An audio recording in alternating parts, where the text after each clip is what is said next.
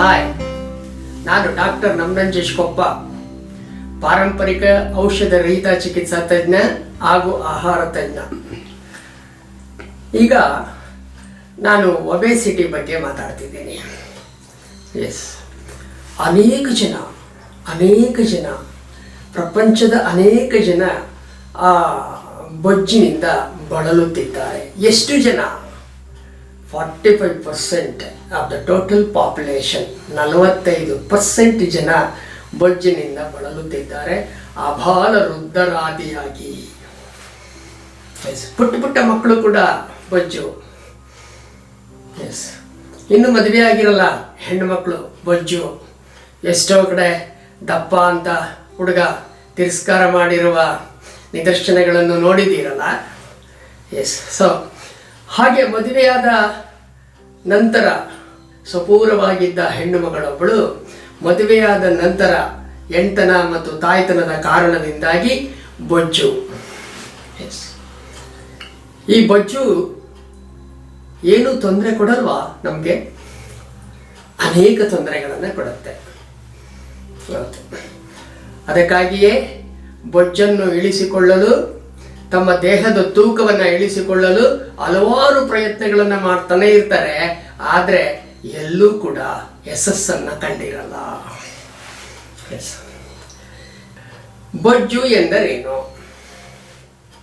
What is obesity?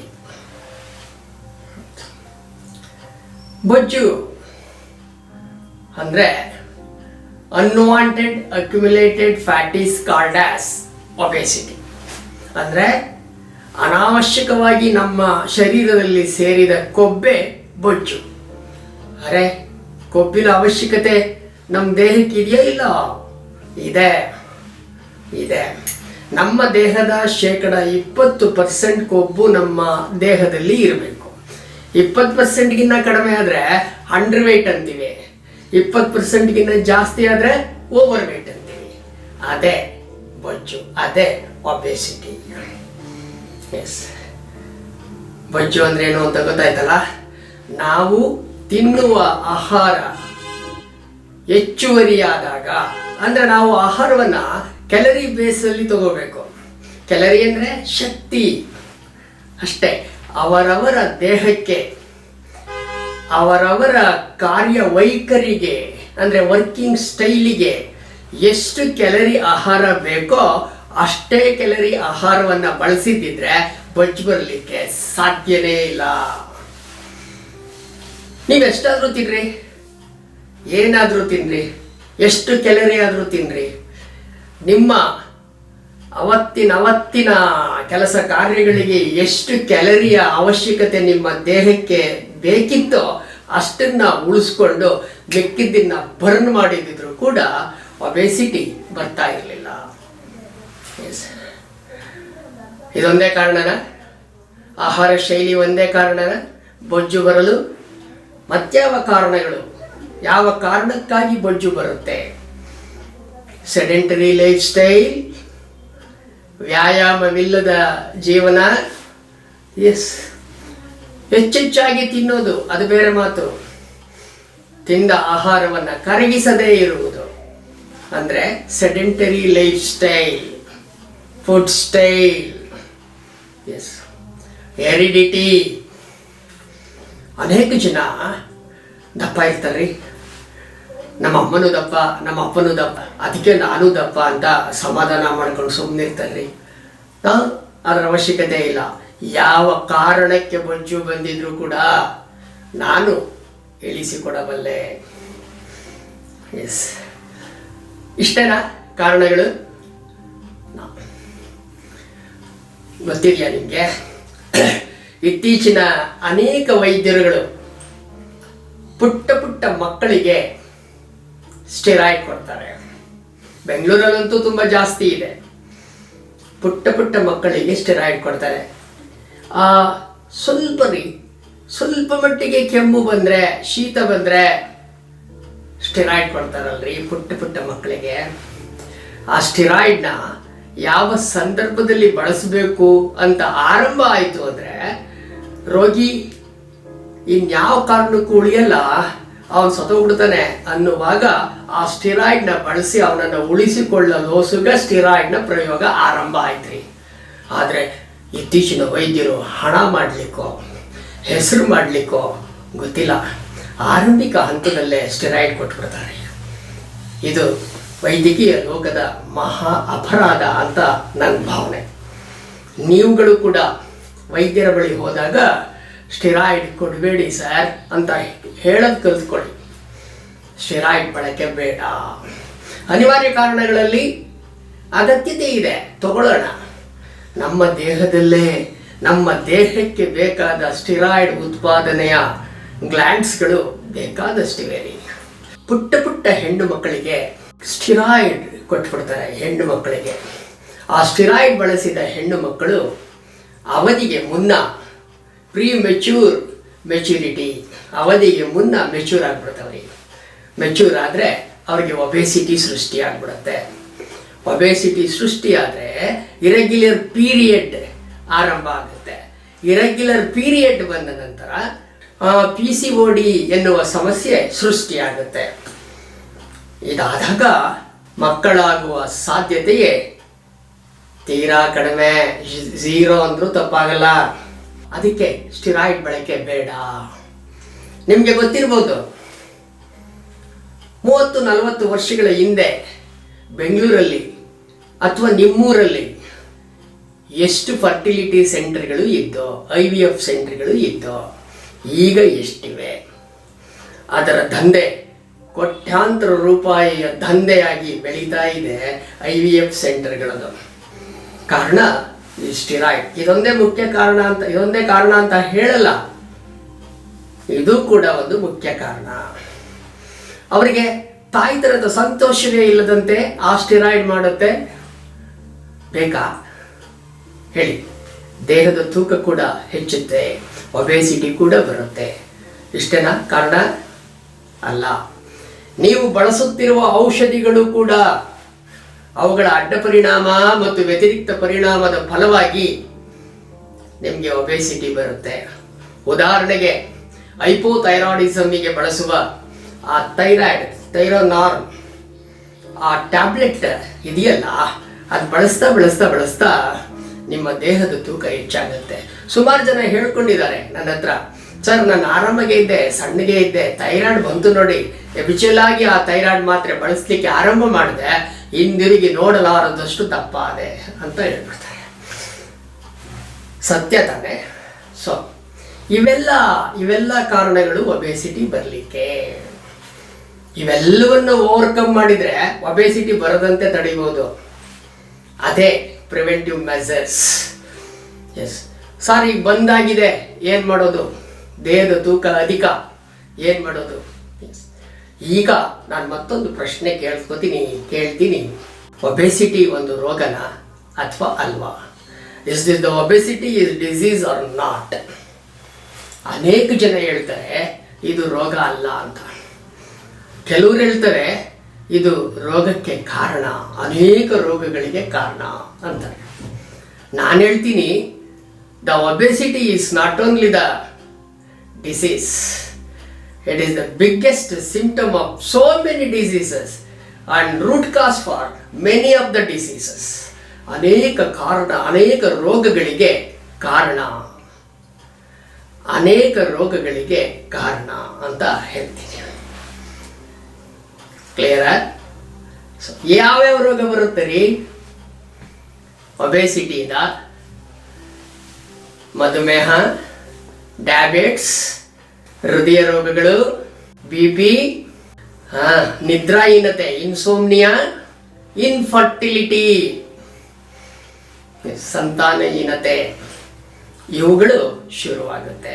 ಇಷ್ಟೇ ಅಲ್ಲ ರೀ, ಇನ್ನೂ ಬೇಕಾದಷ್ಟಿವೆ. ಮುಖ್ಯವಾಗಿ ಇಷ್ಟು ತಗೊಳ್ಳಿ ಸಾಕು. ಇವೆಲ್ಲ ಕಾರಣಗಳು ಒಬೇಸಿಟಿಯಿಂದ, ದೇಹದ ಅಧಿಕ ತೂಕದಿಂದ ಬರುತ್ತವೆ. ಈ ತೂಕವನ್ನು ಇಳಿಸ್ಕೊಳ್ಳೇಬೇಕಲ್ಲ, ಹಲವಾರು ಪ್ರಯತ್ನಗಳನ್ನು ಮಾಡ್ತೀರಲ್ಲ. ಎಸ್, ನನ್ನಲ್ಲಿ ಬರ್ತಾರೆ ಅನೇಕ ಜನ, ಸರ್ ನಾವ್ ಏನೇನೋ ಮಾಡಿದೀವಿ, ಏನು ತೂಕ ಇಳ್ದಿಲ್ಲ, ನೀವೇನ್ ತೂಕ ಇಳಿಸ್ಕೊಟ್ಬಿಡ್ತೀರಾ ಅಂತ ಕೇಳ್ತಾರೆ. ಏನೇನ್ ಮಾಡಿದೀರಿ ಅಂತ ಕೇಳಿದಾಗ ವಾಕ್ ಮಾಡಿದೀವಿ, ವಾಕಿಂಗ್, ಸ್ವಿಮ್ಮಿಂಗ್, ಏರೋಬಿಕ್, ಯೋಗ, ಪ್ರಾಣಾಯಾಮ, ಏನೇನೋ ಮಾಡಿದೀವಿ ಅಂತ ಹೇಳ್ತಾರೆ. ಅಷ್ಟೇ ಅಲ್ಲ, ಅದ್ಯಾವುದೋ ಮಲ್ಟಿ ಲೆವೆಲ್ ಮಾರ್ಕೆಟಿಂಗ್ ಕಂಪನಿಯ ಜ್ಯೂಸ್ ಕೂಡ ಕುಡಿದಿದ್ದೀವಿ ಸರ್, ಏನೂ ಪ್ರಯೋಜನ ಆಗಿಲ್ಲ. ಕೆಲವೊಮ್ಮೆ ಅಷ್ಟೋ ಇಷ್ಟೋ ಇಳಿದಿರುತ್ತೆ, ಆದ್ರೆ ಕೆಲವು ದಿನಗಳಲ್ಲಿ ಮತ್ತೆ ಅದಕ್ಕೆ ಡಬಲ್ ತೂಕ ಹೆಚ್ಚಾಗಿರುತ್ತೆ ಅಂತ ಹೇಳ್ತಿರ್ತಾರೆ. ಅವೆಲ್ಲ ಪ್ರಯತ್ನ ಮಾಡಿಯೇ ನನ್ನ ತೂಕ ಇಳಿಸುವ ಕಾರ್ಯಕ್ರಮಕ್ಕೆ, ವೆಯ್ಟ್ ಲಾಸ್ ಪ್ರೋಗ್ರಾಮಿಗೆ ಜನ ಬರೋದು. ಹೌದು, ಅಲ್ಲೆಲ್ಲ ವಿಫಲರಾದ ಮೇಲೆ. ಸಫಲರಾಗಿದ್ರೆ ನನ್ನ ಹತ್ರ ಯಾಕೆ ಬರ್ತಿದ್ರು? ಇದೇ ಸಾಕಲ್ಲ ಪುರಾವೆ. ವಿಫಲರಾದ ನಂತರ ನನ್ನ ಬಳಿ ಬರ್ತಾರೆ. ತಾವೇ ಗಿಳಿಸ್ತೀರಿ ಸರ್? ಈ ಪ್ರಶ್ನೆ ಅನೇಕ ಪ್ರಯತ್ನಗಳನ್ನು ಮಾಡಿರೋರಿಗೆ ಅನುಮಾನ ಜಾಸ್ತಿ ಇರುತ್ತೆ. ಅದಕ್ಕೆ ಹೇಗೆ ಇಳಿಸ್ತೀರಿ ಸರ್ ಎನ್ನುವ ಪ್ರಶ್ನೆಯನ್ನ ನನಗಾಗ್ತಾರೆ. ನಾನಿಲ್ಲಿ ಯಾವುದೇ ಔಷಧಿಗಳನ್ನು ಕೊಡಲ್ಲ. No medicines, no exercises, no machines, no chemicals and also no lies. ಸುಳ್ಳು ಹೇಳಲ್ಲ. 100% ಕೇವಲ 3 ದಿನಗಳಲ್ಲಿ 3ರಿಂದ 6 kg ತೂಕವನ್ನ ಇಳಿಸಿ ಸಾಬೀತುಪಡಿಸಿರುವ ಅನೇಕ ಮಂದಿ ನನ್ನ ಶಿಬಿರಾರ್ಥಿಗಳು. 3ರಿಂದ 6 kg 3 ದಿನಕ್ಕೆ. ಹೌದು, ಯಾರು ನಂಬಲ್ಲರಿ? ಹೇಳ್ತಿದ್ದೀರಾ no medicine, no machine, no exercises, no chemicals. ಇದು ಸತ್ಯ. ನಿಮ್ಮ ಆಹಾರವನ್ನಲ್ಲದೆ ಬೇರೇನೂ ಕೊಡಲಿಲ್ಲ. ನಿಮ್ಮ ಆಹಾರವನ್ನೇ, ಆಹಾರದ ಶೈಲಿಯನ್ನೇ ಬದಲು ಮಾಡುತ್ತಾ ನಿಮ್ಮ ದೇಹದ ತೂಕವನ್ನ ಕೇವಲ 3 ದಿನಕ್ಕೆ 3ರಿಂದ 6 kg ವರೆಗೆ ಇಳಿಸ್ಕೊಡ್ತೀನಿ. 100%. ಎಸ್. ಹೇಗೆ, ಏನ್ ಮಾಡ್ತೀರಾ, ಏನ್ ಟ್ರೀಟ್ಮೆಂಟ್ ಕೊಡ್ತೀರಾ? ಇದು ನಮಸ್ಕಾರ ಸರ್. ನಮಗೆ ನಮ್ಮ ನಂಜೇಶ್ ಸರ್ ಅವರು ನಮಗೆ ಒಂದು ಮೊದಲಿಂದ ನನಗೆ ಪರಿಚಯ ಆಗಿರೋದು. ಅದಾದಮೇಲೆ ಸ್ಟಾರ್ಟಿಂಗಲ್ಲಿ ಇದ್ದಾಗ ನಮ್ಮದು ಶುಗರ್ ಬಂದ್ಬಿಟ್ಟು 12 ಇತ್ತು. HbA1c 12.8 ಇಟ್ಕೊಳ್ಳಿ, 12.8 ಇತ್ತು.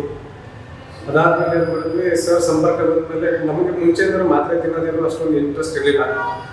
ಆಮೇಲೆ ಸರ್ ಸಂಪರ್ಕ ಬಂದಾದಮೇಲೆ ಅವರು ನಮಗೆ ಒಂದು ಸ್ವಲ್ಪ ಗೈಡೆನ್ಸಿಂದ ನಮ್ಮ ಆಹಾರ ಪದ್ಧತಿನ ಚೇಂಜ್ ಮಾಡ್ಕೊಂಡ್ವಿ, ಜೀವನ ಶೈಲಿ ಚೇಂಜ್ ಮಾಡ್ಕೊಂಡ್ವಿ, ಎಲ್ಲ ಚೇಂಜ್ ಮಾಡ್ಕೊಂಡಾದ್ಮೇಲೆ ಸರ್ ನಾವು ಆನ್ಲೈನ್ ಕ್ಲಾಸ್ ಅಟೆಂಡ್ ಮಾಡಿದ್ಮೇಲೆ ಅವ್ರದ್ದು ಒಂದು 4-5 ದಿನದ ಕ್ಲಾಸ್ ಅಟೆಂಡ್ ಮಾಡಿದೆ ನಾನು. ಅದಾದಮೇಲೆ ಸಂಪರ್ಕ ಬಂದಾದ್ಮೇಲೆ ಆಹಾರ ಪದ್ಧತಿ ಮತ್ತು ಜೀವನ ಶೈಲಿ ಪದ್ಧತಿ ಎಲ್ಲ ಚೇಂಜ್ ಮಾಡ್ಕೊಂಡು ಈ HbA1c ನನಗೆ 12 ಇತ್ತು.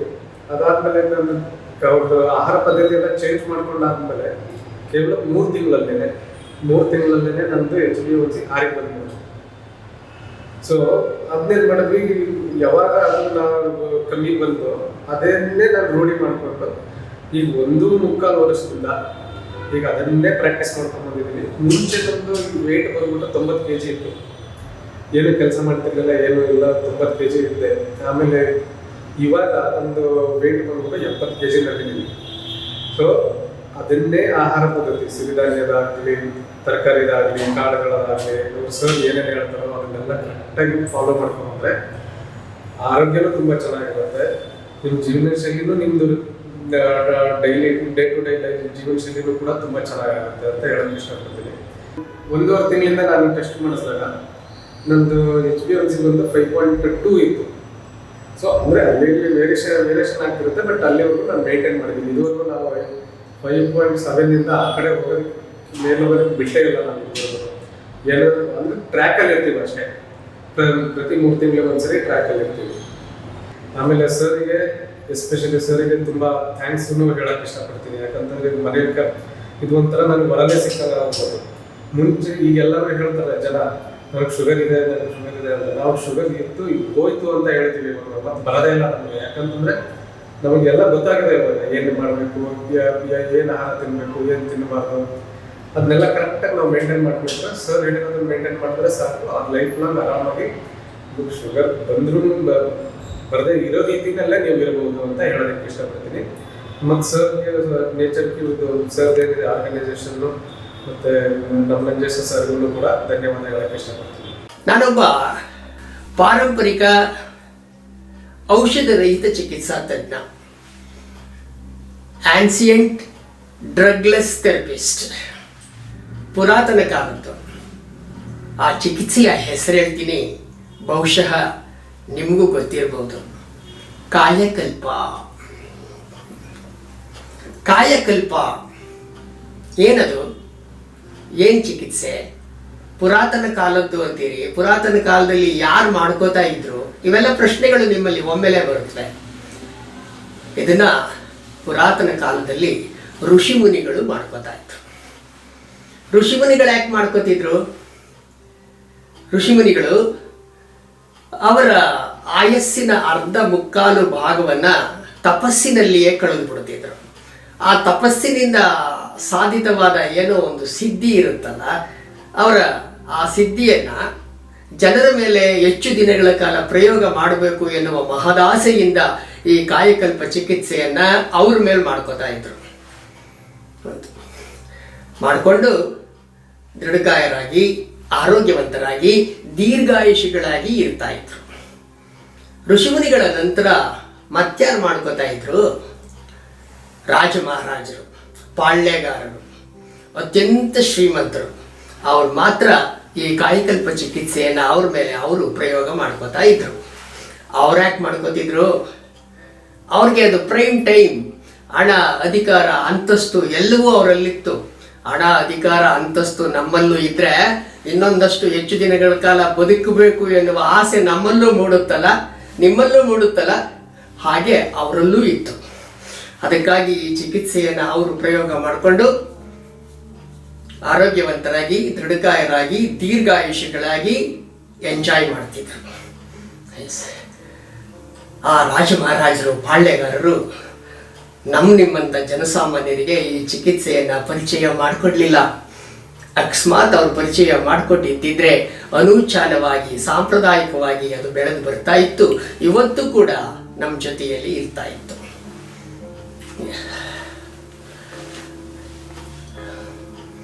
ನನಗೆ ಯಾವುದೋ ಸಂದರ್ಭದಲ್ಲಿ, ಯಾವುದೋ ನನ್ನ ಜೀವನದ ಒಂದು ಕಹಿ ಘಟನೆ, ದುರ್ಘಟನೆಯ ಹಿನ್ನೆಲೆಯಲ್ಲಿ ಆ ಚಿಕಿತ್ಸಾ ಪದ್ಧತಿ ನನ್ನ ಕೈಲಿ ಸಿಕ್ತು.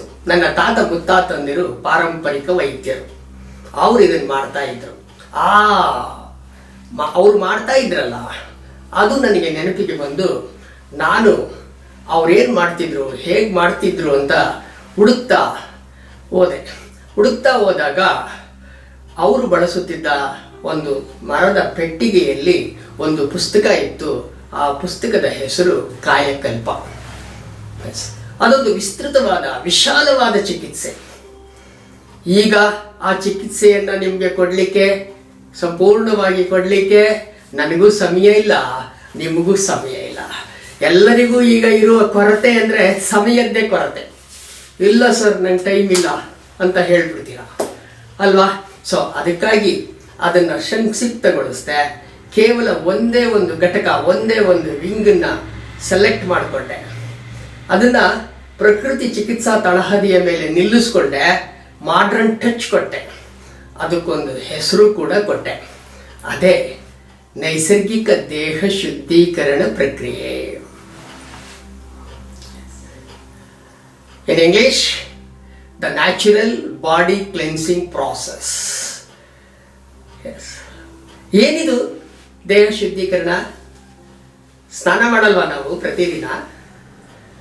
ಎಷ್ಟೋ ದಿನ 2 ಸಲ ಮಾಡ್ಬಿಡ್ತೀವಿ. ಸ್ನಾನ ಮಾಡಿದ್ಮೇಲೆ ಟಾಲ್ಕಮ್ ಪೌಡರ್ ಹಾಕ್ತೀವಿ, ಫೇರ್ ಅಂಡ್ ಲವ್ಲಿ ಹಚ್ತೀವಿ, ಪರ್ಫ್ಯೂಮ್ ಕೂಡ ಸ್ಪ್ರೇ ಮಾಡ್ತೀವಿ. ಇದಾ ದೇಹ ಶುದ್ಧೀಕರಣ? ಅಲ್ಲ. ಅಂತರಾಳದ ಶುದ್ಧೀಕರಣ, ಅಂತರಂಗದ ಶುದ್ಧೀಕರಣ. ಬಸವಣ್ಣವ್ರು ಹೇಳ್ತಾರಲ್ಲ, ಅಂತರಂಗ ಶುದ್ಧಿ, ಬಹಿರಂಗ ಶುದ್ಧಿ. ನಾವೀಗ ಬಹಿರಂಗ ಶುದ್ಧಿ ಮಾಡ್ಕೋತಾ ಇದ್ದೀವಿ, ಅಂತರಂಗ ಶುದ್ಧಿ ಮಾಡಿಲ್ಲ. ನಮ್ಮ ದೇಹದ ಎಲ್ಲ ಅಂಗಾಂಗಗಳ ಶುದ್ಧೀಕರಣ, ಅದೇ ನೈಸರ್ಗಿಕ ದೇಹ ಶುದ್ಧೀಕರಣ ಪ್ರಕ್ರಿಯೆ. ಏನಾಗುತ್ತೆ ದೇಹ ಶುದ್ಧೀಕರಣವನ್ನು ನಾವು ಮಾಡಿಕೊಂಡ್ರೆ? ನೋಡಿ, ಭಾಳ ಭಾಳ ಮುಖ್ಯವಾದ ಆ ಹಂತಕ್ಕೆ ಬಂದಿದ್ದೀನಿ. ಏನಾಗುತ್ತೆ ದೇಹ ಶುದ್ಧೀಕರಣ ಪ್ರಕ್ರಿಯೆಯಿಂದ? ನಮ್ಮ ದೇಹದಲ್ಲಿರುವ 72,000 ನಾಡಿಗಳು ಶುದ್ಧಿ ಆಗ್ತವೆ. ಏನು ನಾಡಿಗಳು ಅಂದರೆ? Energy stations in our body. ಅವು ಎನರ್ಜೈಸ್ ಆಗ್ತವೆ, ಅವು ಶಕ್ತಿಯನ್ನು ತಗೊಳ್ತವೆ. ನಮ್ಮ ದೇಹದ ನರಗಳನ್ನು ಒಂದಕ್ಕೊಂದು ಅಂಟಿಸ್ತಾ ಬಂದರೆ 90,000 ಕಿಲೋಮೀಟರ್ ಆಗುತ್ತೆ ಅಂತ ವಿಜ್ಞಾನಿಗಳು ಹೇಳ್ತಾರೆ, including optic nerves and microscopic medulla oblongata neurons. ಇವೆಲ್ಲ ಸೇರಿ 90,000 ಕಿಲೋಮೀಟರ್ ಅಷ್ಟು ಕೂಡ ಶುದ್ಧೀಕರಣಕ್ಕೆ ಒಳಪಡುತ್ತವೆ. ಆಪ್ಟಿಕ್ ನರ್ವ್ ಶುದ್ಧೀಕರಣಕ್ಕೆ ಒಳಪಟ್ಟಾಗ ನಮಗೆ ದೃಷ್ಟಿಯ ಪ್ರಮಾಣ ಹೆಚ್ಚುತ್ತೆ. ಲೈಫ್ ಟೈಮ್ ಲೇಸರ್ ಟ್ರೀಟ್ಮೆಂಟ್ಗೆ ಹೋಗುವ ಅಗತ್ಯತೆ ಬರಲ್ಲ. ಜೊತೆಗೆ ಡಯಾಬಿಟಿಕ್ ಪೇಷಂಟಿಗೆ ಗ್ಲುಕೋಮಾ ಅಥವಾ ರೆಟಿನೋಪತಿ ಬ್ಲೈಂಡ್ನೆಸ್ ದಿಢೀರ್ ಅಂತ ಬಂದ್ಬಿಡುತ್ತೆ. ಇದು ನಿಮಗೆ ಗೊತ್ತಿದೆ ಈ ಸತ್ಯ, ಅದು ಕೂಡ ನಿಮ್ಮ ಹತ್ರ ಬರಲ್ಲ. ಇನ್ನು ಮೈಕ್ರೋಸ್ಕೋಪಿಕ್ ಮೆದುಳಾ ಒಬ್ಲಾಂಗೇಟಾ ನ್ಯೂರಾನ್ಸ್, ಆ ನರತಂತುಗಳು, ಅವುಗಳು ಶುದ್ಧೀಕರಣಕ್ಕೆ ಒಳಪಟ್ಟಾಗ ನಿಮಗೆ ಮೆಮೊರಿ ಪವರ್, ಜ್ಞಾಪಕ ಶಕ್ತಿ ಹೆಚ್ಚುತ್ತೆ. ಬ್ರೈನ್ ಹ್ಯಾಮರೇಜ್ ಆಗೋದನ್ನು ತಡೆಯುತ್ತೆ. ಅಲ್ಝಮೈರ್, ಪಾರ್ಕಿನ್ಸನ್, ಡಿಮೆನ್ಸಿಯಾ ಎನ್ನುವ ವಯೋಸಹಜ ರೋಗಗಳು ಇದೆಯಲ್ಲ, ಅವು ಕೂಡ ನಿಮ್ಮ ಹತ್ರ ಬರಲ್ಲ. ಗೊತ್ತಿದೆಯಾ ಈ ರೋಗಗಳ ಬಗ್ಗೆ? ಇದೇನು ಅಂದರೆ ಮರೆವಿನ ರೋಗಗಳು. ಎಷ್ಟರ ಮಟ್ಟಿಗೆ ಮರೆತು ಬಿಡ್ತಾರೆ ಅಂದರೆ ಅವ್ರ ಹೆಸರನ್ನ ಅವರೇ ಹೇಳೋಕ್ಕಾಗಲ್ಲ, ಅಷ್ಟು ಪ್ರಮಾಣದಲ್ಲಿ ಮರೆತು ಬಿಡ್ತಾರೆ. ಕ್ಲಿಯರಾ? ಸೊ ಅವ್ಯಾವು ಕೂಡ ನಿಮ್ಮ ಹತ್ರ ಬರಲ್ಲ. ಇನ್ನು ದೇಹದ ಜೀವಜಲ, ರಕ್ತ, ಬ್ಲಡ್, ಅದು ಕೂಡ ಶುದ್ಧೀಕರಣಕ್ಕೆ ಒಳಪಡುತ್ತೆ. ಗೊತ್ತಿದೆಯಾ? ಮಾನವನ ದೇಹದಲ್ಲಿ ಶುದ್ಧೀಕೃತ ರಕ್ತ ಸುಲಲಿತವಾಗಿ ಸಂಚಾರದಲ್ಲಿದ್ದಾಗ ಮಾತ್ರ ಅವನನ್ನು ಆರೋಗ್ಯವಂತ ಅಂತ ಕರೆಯುತ್ತೆ ವೈದ್ಯಕೀಯ ಜಗತ್ತು. ಏನಾದರೂ ರೋಗ ಬಂದು ಡಾಕ್ಟರ್ ಹತ್ರ ಹೋದ್ರೆ ಅವ್ರು ಮೊದಲು ಏನನ್ನ ಟೆಸ್ಟ್ ಮಾಡಿಸ್ತಾರ್ರಿ? ರಕ್ತ ತಾನೆ? ಎಸ್, ಅದು ಕೂಡ ಶುದ್ಧೀಕರಣಕ್ಕೆ ಒಳಪಡುತ್ತೆ. What is the function of blood in our body? ಏನು ದೇಹದ ಕಾರ್ಯ? ನಮ್ಮ ದೇಹದಲ್ಲಿರುವ 100 ಟ್ರಿಲಿಯನ್ಗೂ ಅಧಿಕವಾಗಿರುವ ಜೀವಕಣಗಳಿಗೆ, ಜೀವಕೋಶಗಳಿಗೆ ಆಹಾರ ಮತ್ತು ಆಮ್ಲಜನಕವನ್ನು ಸಮರ್ಪಕವಾಗಿ ಸರಬರಾಜು ಮಾಡುವುದೇ ರಕ್ತದ ಕಾರ್ಯ. ಎಸ್, ಈ ಶುದ್ಧೀಕರಣಕ್ಕೆ ಒಳಪಟ್ಟ ರಕ್ತ ನಮ್ಮ ದೇಹದಲ್ಲಿರುವ 100 ಟ್ರಿಲಿಯನ್ಸ್, ಮೋರ್ ದ್ಯಾನ್ 100 ಟ್ರಿಲಿಯನ್ಸ್ ಜೀವಕೋಶಗಳಿಗೆ ಆಹಾರ ಮತ್ತು ಆಮ್ಲಜನಕವನ್ನು ಸರಬರಾಜು ಮಾಡಿದಾಗ ರಕ್ತದಲ್ಲಿ ಕ್ವಾಲಿಟೇಟಿವ್ ಹಿಮೋಗ್ಲೋಬಿನ್ ಹೆಚ್ಚುತ್ತೆ. ಹಿಮೋಗ್ಲೋಬಿನ್ ಹೆಚ್ಚಿದವರಿಗೆ ರೋಗ ನಿರೋಧಕ ಶಕ್ತಿ, ಇಮ್ಯುನಿಟಿ ಪವರ್ ಎನ್ಹಾನ್ಸ್ ಆಗುತ್ತೆ. ಅಡಿಕ್ವೇಟ್ ಇಮ್ಯುನಿಟಿ ಪವರ್ ನಮ್ಮ ದೇಹದಲ್ಲಿ ಇದ್ದಾಗ ಯಾವುದೇ ರೋಗ ಬರಲ್ಲ ಎನ್ನುವ ಸತ್ಯ ನಿಮಗೂ ಗೊತ್ತಿರುತ್ತೆ. ಈ ಎಲ್ಲ ಪ್ರಕ್ರಿಯೆಯಿಂದಾಗಿ ನಮ್ಮ ದೇಹದಲ್ಲಿರುವ ಟ್ರಿಲಿಯನ್ ಗಟ್ಟಲೆ ಜೀವಕೋಶಗಳಲ್ಲಿ ಪ್ರತಿದಿನ ಸಾವಿರಾರು ಜೀವಕೋಶಗಳು ಸಾಯ್ತಾ ಇರ್ತವೆ. ಪ್ರತಿದಿನ ಸಾವಿರಾರು ಜೀವಕೋಶಗಳು ಹುಟ್ಟುತ್ತಾ ಇರ್ತವೆ. ಆ ಸಾಯುವಿಕೆಯನ್ನು ತಪ್ಪಿಸುತ್ತೆ. ಆ ದುರ್ಬಲವಾದ, ರೋಗಕ್ಕೊಳಪಟ್ಟ ಜೀವಕೋಶಗಳಿಗೆ ಪುನರ್ಜನ್ಮವನ್ನು ಕೊಡುತ್ತೆ. ನಮ್ಮ ದೇಹದಲ್ಲಿರುವ ಟ್ರಿಲಿಯನ್ ಗಟ್ಟಲೆ ಜೀವಕೋಶಗಳಿಗೆ ಪುನರ್ಜನ್ಮ ಕೊಟ್ಟಾಗ ನಮ್ಮ ದೇಹಕ್ಕೂ ಪುನರ್ಜನ್ಮ. What is the total impact of this process? Slow down the ageing process. ನಿಮಗೆ ವಯಸ್ಸಾಗುವ ಪ್ರಕ್ರಿಯೆ ಇದೆಯಲ್ಲ, ಆ ಪ್ರಕ್ರಿಯೆಯನ್ನು ನಿಧಾನಗೊಳಿಸುತ್ತೆ. ಐ ಮೀನ್ 10 ವರ್ಷ ಹೆಚ್ಚಿಗೆ ಬದುಕ್ತೀರಾ. ಕನಿಷ್ಠ 10 ವರ್ಷ ಹೆಚ್ಚಿಗೆ ಬದುಕ್ತೀರಾ. ಈ ಟ್ರೀಟ್ಮೆಂಟಿನ ಮುಖಾಂತರ ನಿಮ್ಮ ದೇಹದ ತೂಕವನ್ನು ಕೂಡ ಇಳಿಸೋದು. ಸರ್, ಟ್ರೀಟ್ಮೆಂಟ್ ಚೆನ್ನಾಗಿದೆ, ನಮ್ಮ ದೇಹದ ಮೇಲೆ ಇದನ್ನ ಹೇಗೆ ಅಪ್ಲೈ ಮಾಡ್ತೀರಾ, ಈ ಪ್ರಶ್ನೆ ನಿಮ್ಮಲ್ಲಿ ಸಹಜವಾಗಿ ಬರುತ್ತೆ. ಎಸ್, ಹೇಗೆ ಅಂತೇಳಿದ್ರೆ ನಿಮ್ಮ ಆಹಾರ ಶೈಲಿ ಇದೆಯಲ್ಲ, ಆಹಾರ ಶೈಲಿ ನಿಮ್ಗೆ ಆರೋಗ್ಯವನ್ನು ಕೊಡ್ತಾ ಇಲ್ಲ. ಆರೋಗ್ಯ ಬೇಕು, ದೇಹದ ತೂಕವನ್ನು ಇಳಿಸುವ ಪ್ರಯತ್ನ ಕೂಡ ಆರೋಗ್ಯಕ್ಕಾಗಿಯೇ. ಅದಕ್ಕೆ ಚೇಂಜ್ ಆಫ್ ಫುಡ್ ಸ್ಟೈಲಿನ ಮುಖಾಂತರ, ಆಹಾರ ಶೈಲಿಯನ್ನು ಬದಲು ಮಾಡುವ ಮುಖಾಂತರ ನಿಮಗೆ ಈ ನೈಸರ್ಗಿಕ ದೇಹ ಶುದ್ಧೀಕರಣ ಪ್ರಕ್ರಿಯೆಯ ಪ್ರಯೋಗವನ್ನ ನಿಮ್ಮ ಅಮೂಲ್ಯವಾದ ದೇಹದ ಮೇಲೆ. ನನ್ನ ಹೆಸರು KM ಶಾಮಣ್ಣ, ಬೆಂಗಳೂರಿನಲ್ಲಿ ವಕೀಲ ವೃತ್ತಿ ಮಾಡ್ತಿದ್ದೇನೆ. 2014ರಲ್ಲಿ ನನಗೆ ಅಧಿಕ ರಕ್ತ ಒತ್ತಡ ಇದ್ದಿದ್ದರಿಂದ ನಮ್ಮ ಸ್ನೇಹಿತರ ಮೂಲಕ ನಮ್ಮ ನಂಜೇಶ್ ಪಪ್ಪ ಅವ್ರನ್ನ ಭೇಟಿ ಮಾಡಿದೆ. ಆಗ ಅವರು ಯಾವುದೇ ಔಷಧಿಗಳಿಲ್ಲದೆ, ವೆಸ್ಟರ್ನ್ ಮೆಡಿಸಿನ್ ಇಲ್ಲದೆ ನಮಗೆ ಅಧಿಕ ರಕ್ತದ ಒತ್ತಡವನ್ನು ನಿಯಂತ್ರಣಕ್ಕೆ ತಂದರು.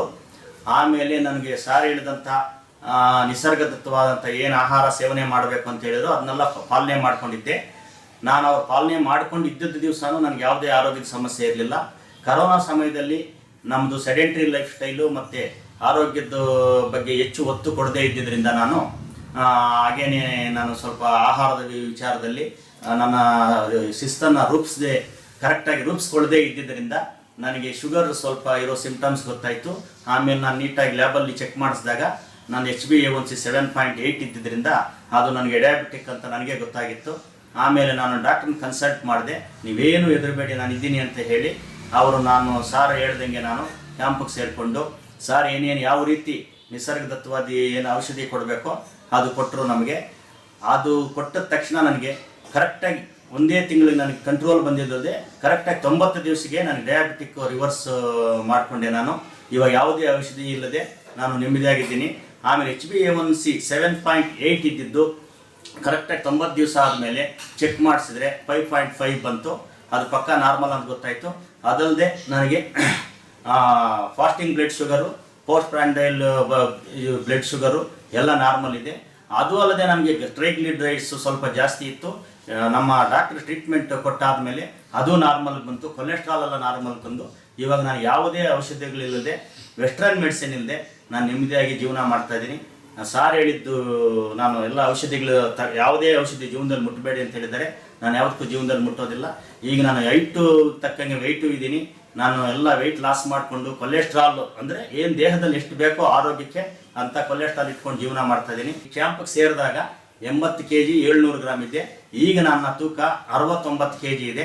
ಅದು ಅದೆಲ್ಲ ಶ್ರೇಯ, ನನ್ನ ಆರೋಗ್ಯ ಸರಿ ಹೋಗ್ಬೇಕಂದ್ರೆ ಅದೆಲ್ಲ ಶ್ರೇಯ ನಮ್ಮ ನಂಜೇಶ್ ಪಪ್ಪ ಸಾಹೇಬ್ರಿಗೆ ಸಲ್ಲಬೇಕು. ಕ್ಲಿಯರಾ? ಏನಾಯ್ತು, ಹೇಗೆ ನಿಮ್ಮ ದೇಹದ ಮೇಲೆ ಈ ಟ್ರೀಟ್ಮೆಂಟ್ ಕೊಡ್ತೀವಿ ಅನ್ನೋದು ನಿಮಗೆ ಪರಿಚಯ ಆಯಿತು. ಇದರಿಂದ ತೂಕ ಇಳಿಯುತ್ತಾ? ಪ್ರಯೋಗ ಮಾಡಿ. ಹೇಗೆ ಪ್ರಯೋಗ ಮಾಡೋದು? ಕೇವಲ 3 ದಿನದಲ್ಲಿ 3 ರಿಂದ 6 kg ಇಳಿಯುತ್ತೆ ಅಂತ ನಾನು ನಿಮಗೆ ಪ್ರಾಮಿಸ್ ಮಾಡಿದ್ದೀನಿ.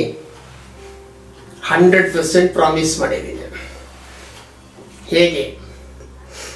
ನನ್ನ ಟ್ರೀಟ್ಮೆಂಟ್ ನಿಮಗೆ ಆರಂಭ ಮಾಡುವ ಮೊದಲು ಒಮ್ಮೆ ಯಾವುದಾದರೂ ತೂಕ ಪರೀಕ್ಷೆ ಮಾಡುವ ಯಂತ್ರಗಳಲ್ಲಿ ನಿಮ್ಮ ತೂಕವನ್ನು ಪರೀಕ್ಷೆ ಮಾಡಿ ಬರೆದಿಟ್ಕೊಳ್ಳಿ, ನೋಟ್ ಮಾಡ್ಕೊಳ್ಳಿ. 3 ದಿನ ನನ್ನ ಟ್ರೀಟ್ಮೆಂಟ್ ಇರುತ್ತೆ. 4ನೇ ದಿನ ಮತ್ತೊಮ್ಮೆ ನೀವು ಅದೇ ವೇಯಿಂಗ್ ಸ್ಕೇಲ್ ಆಗಿರ್ಬೋದು ಅಥವಾ ಬೇರೆ ಯಾವುದಾದ್ರೂ ವೇಯಿಂಗ್ ಸ್ಕೇಲ್ ಆಗಿರ್ಬೋದು, ಮತ್ತೆ ನೀವೇ ತೂಕ ಮಾಡ್ಕೊಳ್ಳಿ, ನನಗೆ ರಿಪೋರ್ಟ್ ಕೊಡಿ. ಮೊದಲು ನನ್ನ ಆಫ್ಲೈನ್ ಕಾರ್ಯಕ್ರಮಗಳಲ್ಲಿ ನನ್ನ ವೇಯಿಂಗ್ ಸ್ಕೇಲಲ್ಲೇ ಮಾಡ್ತಿದ್ದೆ. ಈಗ ನಾನು ಆಫ್ಲೈನ್ ಮಾಡ್ತಿಲ್ಲ, ಆನ್ಲೈನ್ ಮಾತ್ರ. ಎಸ್, ನನ್ನ ವೇಯಿಂಗ್ ಸ್ಕೇಲ್ ಈಗ ಬರಲ್ಲ. ಆಗ ಜನ ಹೇಳ್ಬಿಡ್ತಿದ್ರು, ಕೆಲವರು ಅನುಮಾನಿತರಾಗಿ ಹೇಳ್ತಾ ಇದ್ರು, ತೂಕದ ಯಂತ್ರವನ್ನೇ ಏನೋ ಮ್ಯಾನಿಪುಲೇಟ್ ಮಾಡಿದ್ದಾನೆ, ಹೇಗ್ರಿ ಸಾಧ್ಯ 3 ದಿನಕ್ಕೆ ಇಷ್ಟು ತೂಕ ಇಳಿಯಕ್ಕೆ ಅಂತ ಕೇಳ್ತಿದ್ರು. ಅಷ್ಟೊಂದು ಆಶ್ಚರ್ಯಕರ. 3 ದಿನಕ್ಕೆ 3 ರಿಂದ 6 kg ತೂಕ ಇಳಿಯುತ್ತೆ.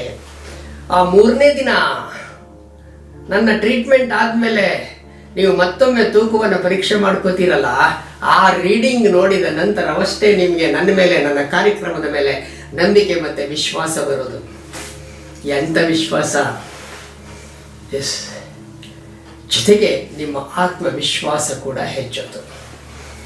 ಎಂಥ ವಿಶ್ವಾಸ, ಎಂಥ ಆತ್ಮವಿಶ್ವಾಸ.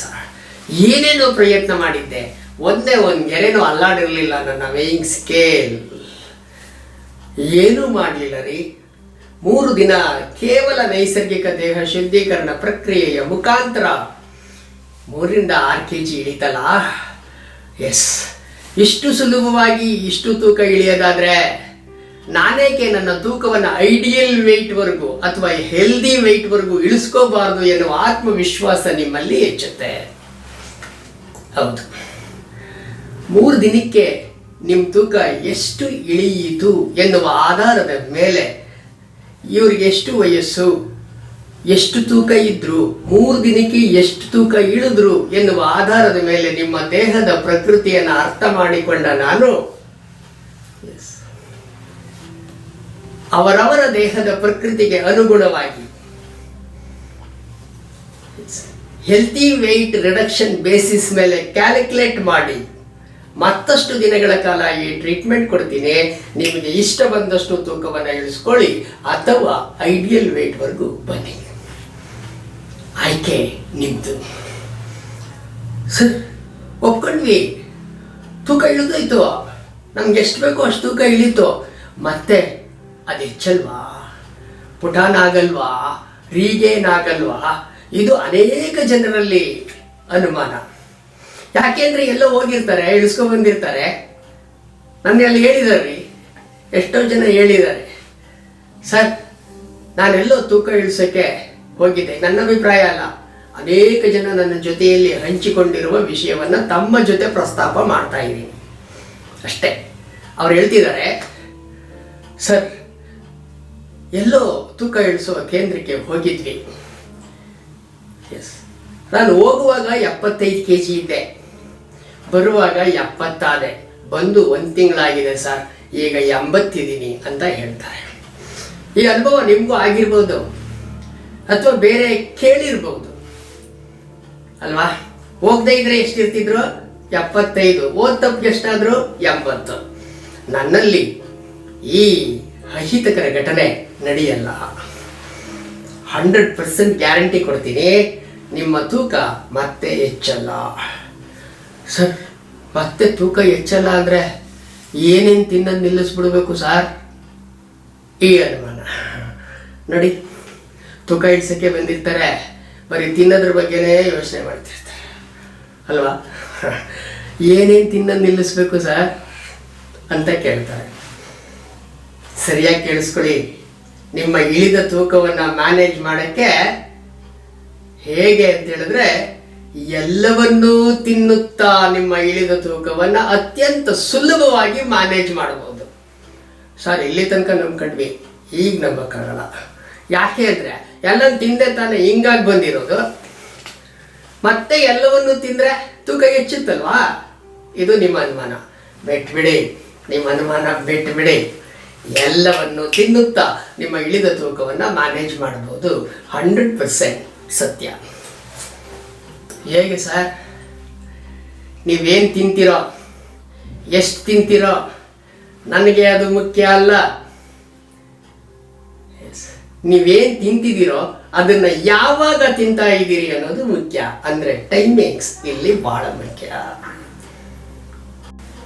ಅಕಸ್ಮಾತ್ ಎಲ್ಲೋ ಹೋದಾಗ ಯಾರೋ ಒತ್ತಾಯಕ್ಕೆ ಹೆಚ್ಚೆಚ್ಚಾಗಿ ತಿಂದ್ಬಿಟ್ಟೋ ಸರ್, ಏನು ಮಾಡೋದು? ಅದನ್ನು ಹೇಗೆ ಕಾಂಪನ್ಸೈಟ್ ಮಾಡಬೇಕು ಎನ್ನುವ ತತ್ವಗಳನ್ನು ಅರಿತು ತಿನ್ನುವುದರಲ್ಲಿ ನಿಮ್ಮ ಆರೋಗ್ಯ. ಇದು ಸತ್ಯ. ಇದನ್ನ ಹೇಗೆ ಹೇಳ್ತೀರಿ ಸರ್? ಜಗತ್ತಿನ ಒಬ್ಬ ಪ್ರಖ್ಯಾತ ಪ್ರಕೃತಿ ಚಿಕಿತ್ಸಕ ಡಾಕ್ಟರ್ ಅಡಾಲ್ಫ್ ಜಸ್ಟ್ ಅನ್ನೋರು ಒಂದು ಪುಸ್ತಕ ಬರೆದಿದ್ದಾರೆ, ರಿಟರ್ನ್ ಟು ನೇಚರ್ ಅಂತ. ಕನ್ನಡದಲ್ಲಿ ಮರಳಿ ಪ್ರಕೃತಿಯೇ. ನಮ್ಮ ಕರ್ನಾಟಕದ ಡಾಕ್ಟರ್ ಶಿವರಾಮ್ ಕಾರಂತ್ ಅವರು ಮರಳಿ ಮಣ್ಣಿಗೆ ಅಂತ ಪುಸ್ತಕ ಬರೀತಾರೆ. ಇವರು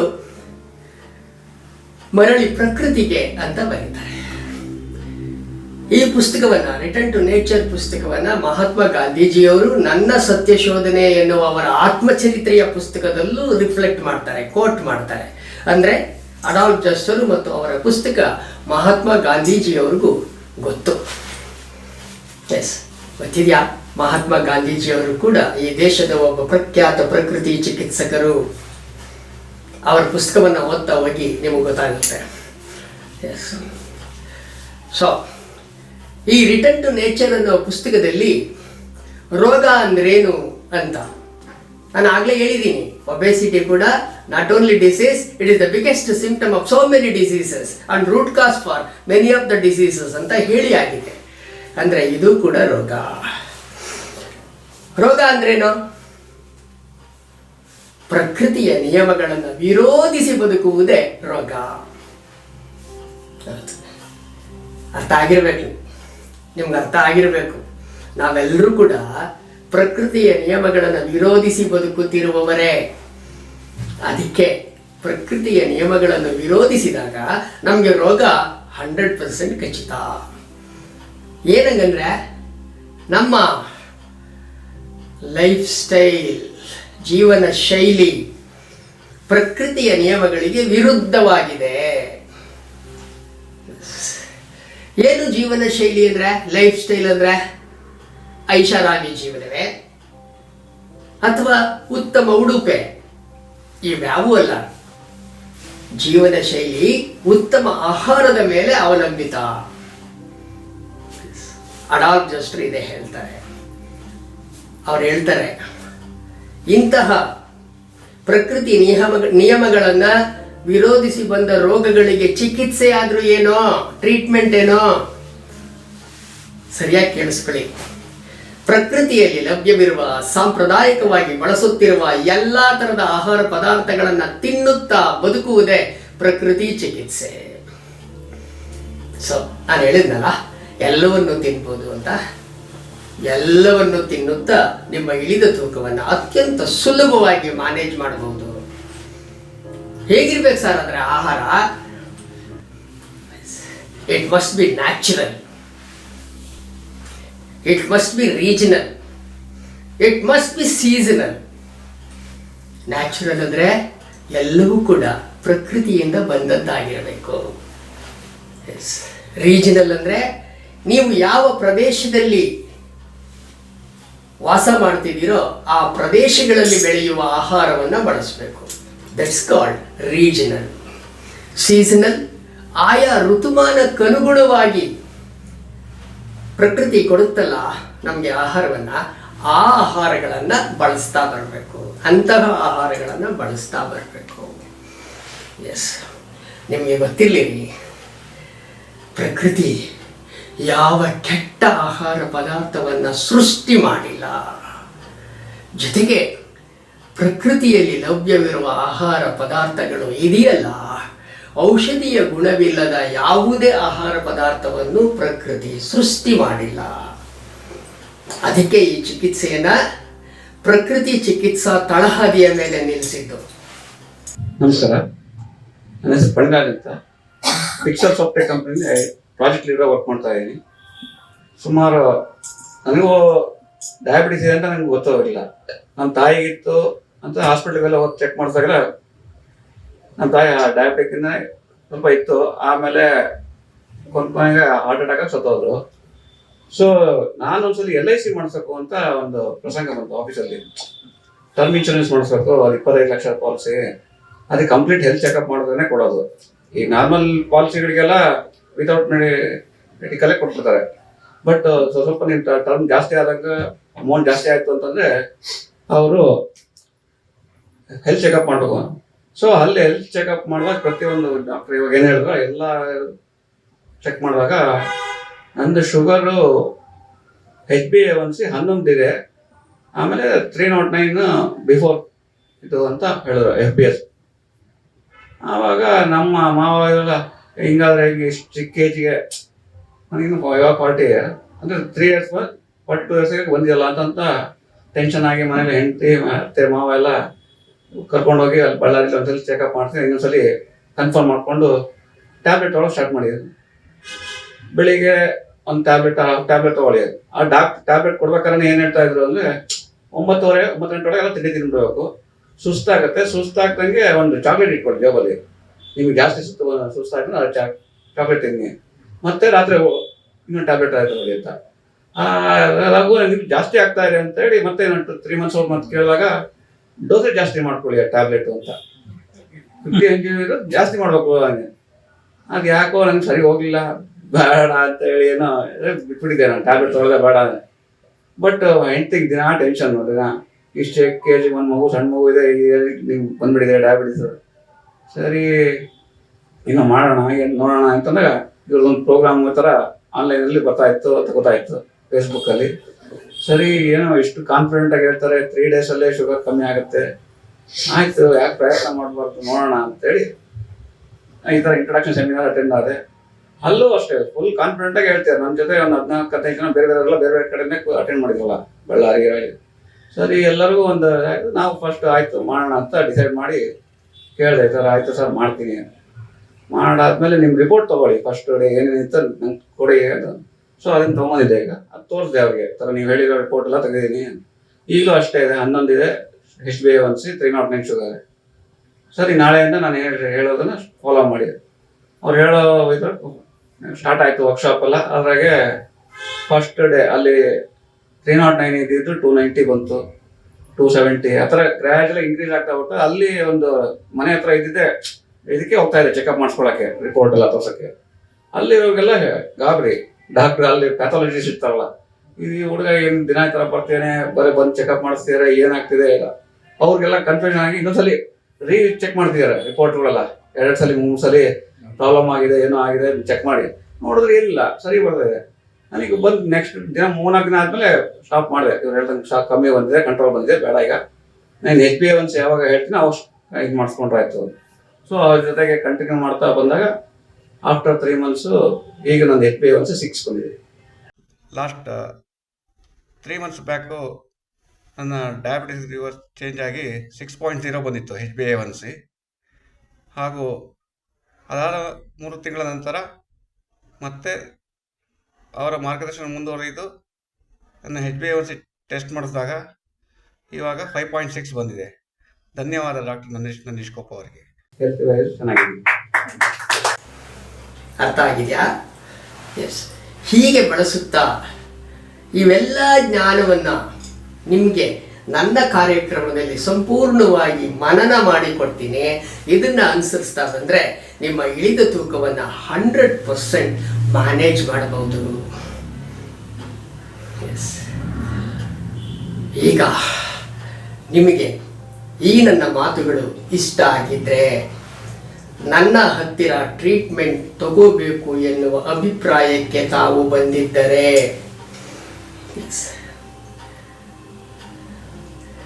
ನನ್ನ 9632168799 ಮತ್ತೊಮ್ಮೆ ಹೇಳ್ತಿದ್ದೀನಿ, 9632168799 ಇದು ನನ್ನ ವಾಟ್ಸಪ್ ನಂಬರ್ ಕೂಡ. ಈ ನಂಬರಿಗೆ ಕರೆ ಮಾಡಿ, ಕಾಲ್ ಮಾಡಿ. ಹೆಚ್ಚಿನ ವಿವರಕ್ಕಾಗಿ ನನ್ನ ವೆಬ್ಸೈಟ್ ಕೂಡ ಸಂಪರ್ಕ ಮಾಡಿ, ವೆಬ್ಸೈಟಿಗೂ ಭೇಟಿ ಕೊಡಿ. www.naturescure.co.in ಇದು ನನ್ನ ವೆಬ್ಸೈಟ್. ಸ್ಕ್ರೀನ್ ಮೇಲೆ ಬರ್ತಿರುತ್ತೆ, ಗಮನಿಸಿ. ನನ್ನ ನಂಬರು, ನನ್ನ ವೆಬ್ಸೈಟಿನ ವಿಳಾಸ ಎರಡೂ ಬರ್ತಿರುತ್ತೆ, ಗಮನಿಸಿ. ನಿಮಗೆ ಅಗತ್ಯತೆ ಇದ್ದರೆ, ಅವಶ್ಯಕತೆ ಇದ್ದರೆ, ನನ್ನ ತೂಕವನ್ನು ನಾನು ಇಳಿಸ್ಕೋಬೇಕು ಎನ್ನುವ ತೀರ್ಮಾನಕ್ಕೆ ನೀವು ಬಂದಿದ್ದರೆ ಈ ನಂಬರ್ ಮತ್ತು ಈ ವೆಬ್ಸೈಟಿಗೆ ಸಂಪರ್ಕ ಮಾಡಿ. ನಮ್ಮವರು ನಿಮ್ಮನ್ನು ಸಂಪರ್ಕಿಸಿ ವಿವರವನ್ನು ನೀಡುತ್ತಾರೆ. ಅತ್ಯಂತ ಧನ್ಯವಾದಗಳು. ಈ ಉಪನ್ಯಾಸವನ್ನು ಕೇಳಿದ್ದಕ್ಕಾಗಿ ಅತ್ಯಂತ ಧನ್ಯವಾದಗಳು. Thank you very much. Take care.